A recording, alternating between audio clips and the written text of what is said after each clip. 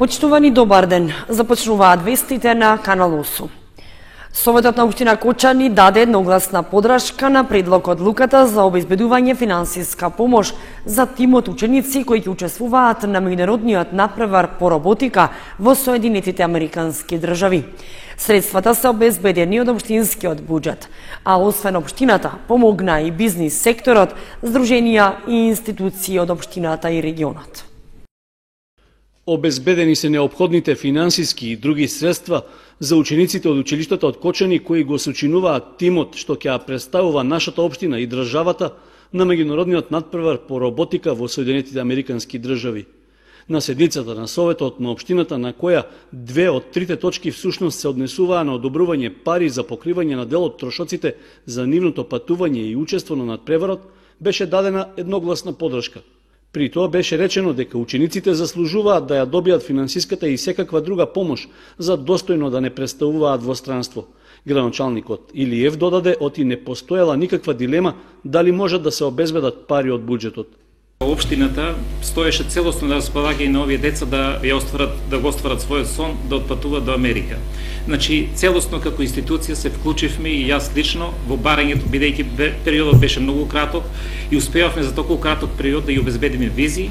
И не само тоа, дел од стручните луѓе, значи моите соработници интервенира во владата каде што обезбедивме и пари за картите, значи картите се комплетно покриени од страна на владата и благодарение на добрата комуникација на дел од вработените во локалната самоуправа, целокупниот престој во Детройт го обезбедивме ние со автобус, превоз, што се им треба да биде покриено. Овие средства за кои ние разговараме, дел од средствата кои се пренаменуваат од Гошови Гентиев се средства обезбедени од донации кои ги имат тие обезбедено, а ние сакаме да и помогнеме и дел од средствата кои беа наменети за стипендија останаа неискористени благодарение на тоа што дел од нашите студенти добија други стипендии од републиката и кои беа повисоки републички стипендии останаа неискористени и ние принаменивме и за овие средства јас ви уверувам дека тие знаат и се должни да ни дадат комплетен отчет. Значи за средствата, дали се тие од донации, дали од страна распределени од страна на локалната самоуправа, на крајот ќе добиеме извештај и ви верувам дека ова е навистина еден многу убав момент. На седницата беше истакнато дека во обезбедувањето подршка не само за учество на надпреварот во Америка, туку и воопшто за досегашното работење и успесите на учениците, помош обезбедувале и други институции. Кабинетот по роботика е обезбеден целосно од страна на Ротари клубот Кочани Виница. И подршката е присутна секогаш од страна на Ротари клубот и ние секогаш ќе ги пратиме. Во тек сме и како Ротари клуб дадовме иницијатива заедно со нормално со роботиката, со кабинетот по роботика, нивните професори за формирање на лига во рамките на Македонија. Благодарение на сите овие луѓе кои што се вклучени од Ротари клуб и општината и ние како советници, горди сме сите како граѓани на општина Кочани, што имавме прилика нашите деца од оваа општина да учествуваат онаму каде што учествува Белград, Љубљана, еве сега и во Америка. И јас ќе бидам среќен и не јас туку и сите ние веруваме како граѓани дека можеби и ќе покрај иницијатива тука како дел од информатика да постои предмет роботика, затоа што верувам дека во светско ниво е ова нешто што е за поздравување. Значи гордо се за сите нас, уште еднаш еве да не должиме да завршиме оваа седница и од наша страна јас изразувам благодарност до сите и пред се до децата кои што учествува и да им посакаме среќа и тамо да направат исто така голем резултат. Чувствуваме на мала потреба не да го демонтирам колегата Сидновски, но да го дополнам дека не е само Ротари клубот кој обезбедил средства за децата. Има и неколку други приватни стопанственици кои донираат значителна сума, од која еден е мој близок роднина, значи лично сум информиран, така да нема потреба целосно заслугите додат на Ротари клубот. Изгледа не се разбираме доволно или не сум разбран доволно. Јас не викам дека други нема помогнато во активностите на кабинетот, меѓутоа од после кога се формира кабинетот.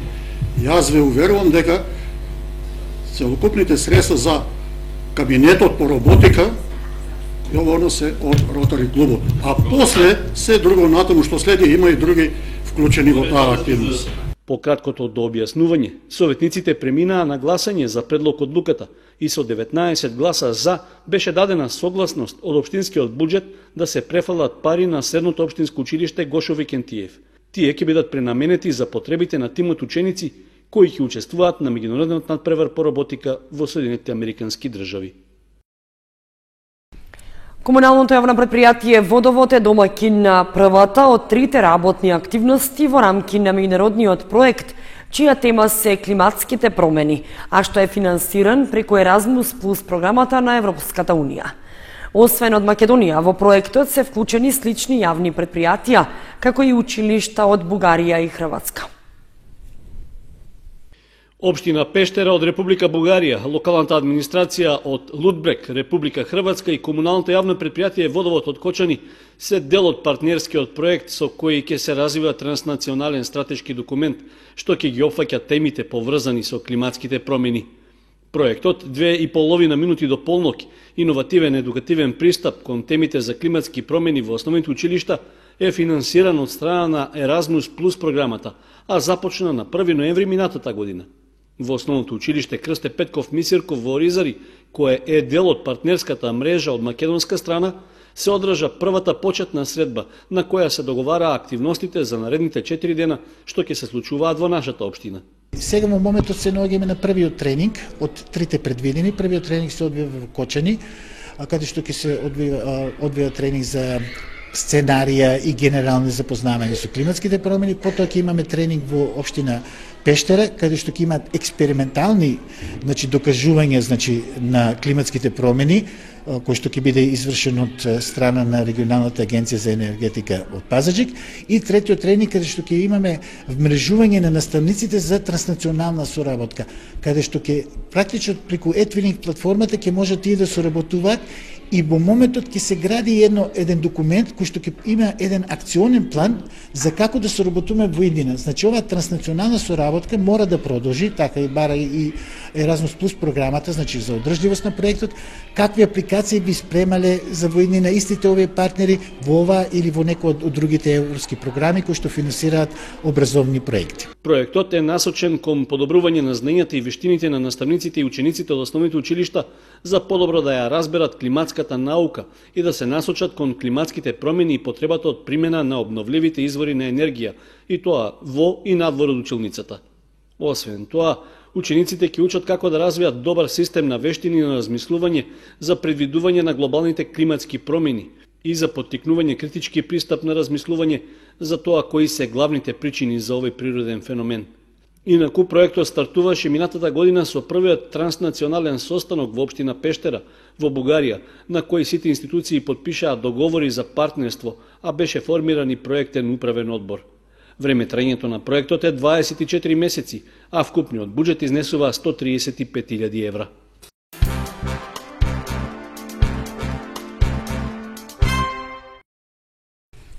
Општините од Истокот се обучуваат како да ги заштитат своите природни ресурси.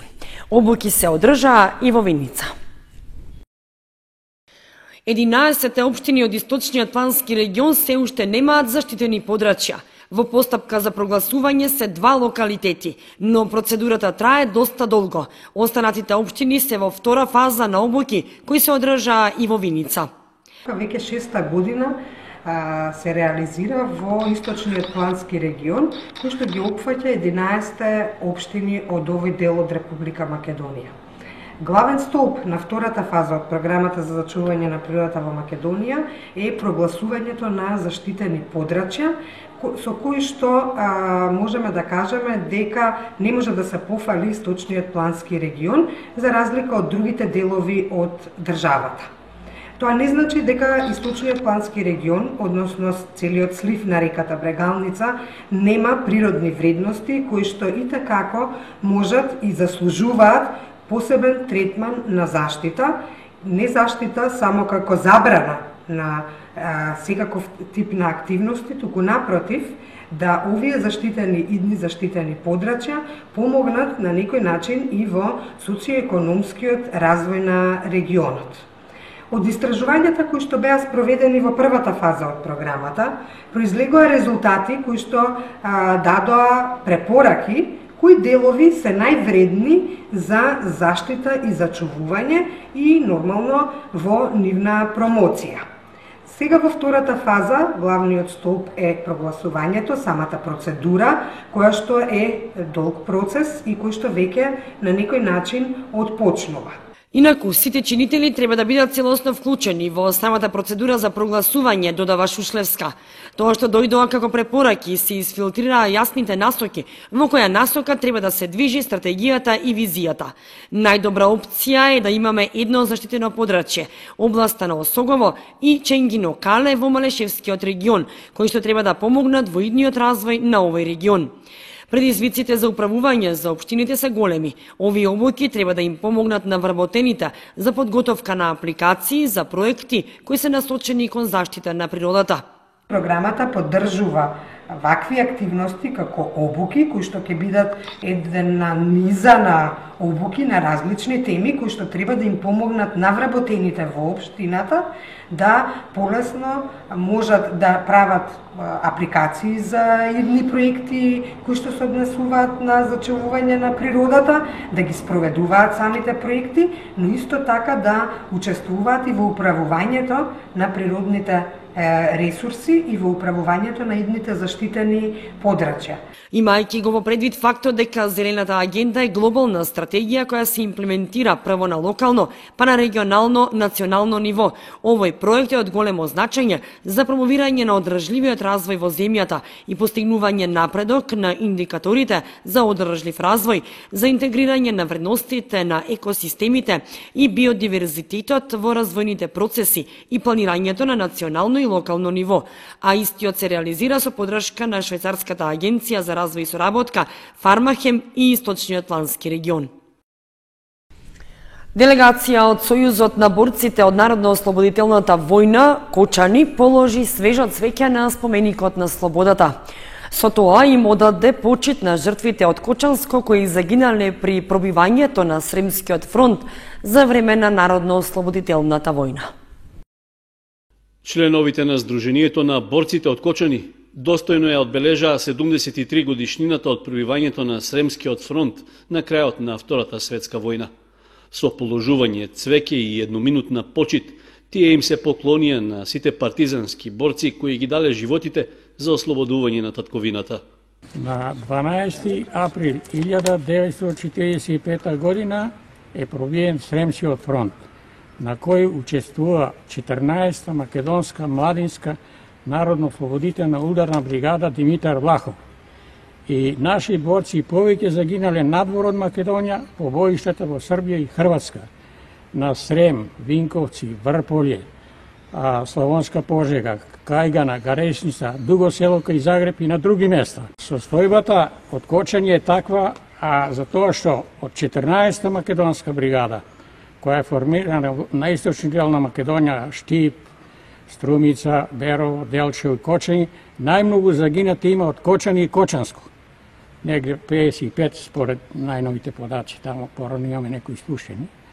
Од другите градови помалку, па поради тоа ние го организираме ово одбележување 12 април, пробивање на Сремскиот фронт. Во рамки на одбележувањето на годишнината од пробивањето на Сремскиот фронт беше направен и краток осврт за случувањата и околностите во кои загинале борците од нашиот крај. На овој фронт биле ангажирани бројни единици на Народно-ослободителната војска на Југославија, Црвената армија, италијански бригади и формации на Бугарската народна армија. Неброени битки, мински полиња, жичани огради, митралески гнезда и бункери, неброени жртви од двете страни. Се до 12 април 1945 кога антихитлеровските сили го пробиле фронтот. Посебно им било тешко на македонските војници, ненаучени на војување во рамнина. Во борбите на Сремскиот фронт од македонска страна имало 9000 загинати, околу 2800 ранети и 150 чезнати и 20 заробени борци. Свој белек на пробојот на овој фронт оставиле припадниците на Народната војска од Кочани.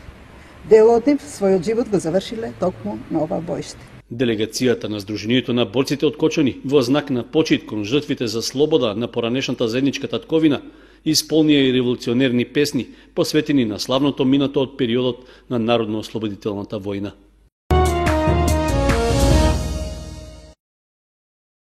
Министерството за внатрешни работи и секторот за внатрешни работи Штип во соработка со полициските станици Кочани и Виница излегоа со официјално соопштение за особена внимателност на сите учесници во сообраќајот, а по повод подобрување на временските услови и зголеменото присуство на мотоциклисти, пешаци и велосипедисти во сообраќајот. Со подобрување на временските услови, полициската станица Кочани и Виница апелира до учесниците во сообраќајот за совесно и одговорно однесување. Ги подсетуваат возачите задолжително пред тргнување на пат да ја проверат техничката исправност на возилата. Конзумирањето на алкохол, како и управување возило под дејство на алкохол, е неразумна постапка и во најмала рака ќе ги чини сторителите парична казна и време на одземање на возачката дозвола од страна на сообраќајната полиција, а во крајен случај може да чини и живот. Поради зголемена фреквенција на сообраќајот овие денови пред и после Великден, како учесници во истиот, од полицијата апелираат на внимателно следење на пропишаните ограничувања на брзината. Пешаците и велосипедистите како најризична категорија да внимаваат и совесно да се однесуваат, бидејќи токму тие се потенцијални жртви во сообраќајот, се вели во соопштението. Мотоциклистите да ги почитуваат сообраќајните правила, без кацига да не седнуваат на мотор, а доколку возат совозач да обезбедат кацига и за него. Собствениците на домовите пред заминување на излет добро да проверат дали им се обезбедени домовите како би се заштителе од насакани кражби и оштетување. Изложба под наслов «Ченто биографија низ фотографија» беше отворена во Центарот за култура Бели Мугри, чиј автор е Рубин Чобелчевски од Прилеп, историчар, кустос, советник. Изложбата содржи хронолошки подредени фотографии, собрани на едно место, со цел гледачот да го следи животот на Ченто, исполнет со голем број активности, но и фотографии кои зборуваат за неговиот живот. Изложба «Ченто биографија низ фотографија» беше отворена во Центарот за култура Бели Мугри. Станува збор за изложба на фотографии преку кои се опишува целиот живот на Методија Андонов Ченто. Имено со започнувањето на процесот за независност и осамостојувањето на Република Македонија, се почесто се зборувало за името на големиот македонец, борец, деец и политичар Методија Андонов Ченто, првиот претседател на президиумот на АСНОМ. Од тој период па до денес, повеќе историчари, публицисти, други личности, вклучувајќи го и синот на Ченто Илија Андонов, напишаа повеќе публикации, а беа издадени и зборници за животот и делото на човекот визионер, кој уште во минатото знаел дека Македонија еден ден ќе стане независна и самостојна држава. Покрај тоа, во чест на Ченто подигнати се повеќе мемориални споменици, споменобележја, а воедно создадени се и повеќе уметнички и други дела. Затоа и авторот на изложбата Рубин Чобелчевски, историчар, кустос, советник, ја започнал својата собирачка дејност и трагал по Ченто. Желба му била да даде свој придонес во расветлувањето, а пред се во презентирањето на ликот и делото на Ченто, создавајќи едно дело, но со поинаква форма и содржина од досегашните напишани дела за него. Истражувајќи за Ченто дошол до изворено богат и броен материјал од секаков вид. Дел од истиот беше изложен во Центарот за култура, а останатиот во форма на фотомонографија во најскоро време ќе биде достапен на пошироката јавност. Јас како музејски работник имав една мала збирка на фотографии, меѓутоа стапив во контакт со фамилијата на Ченто.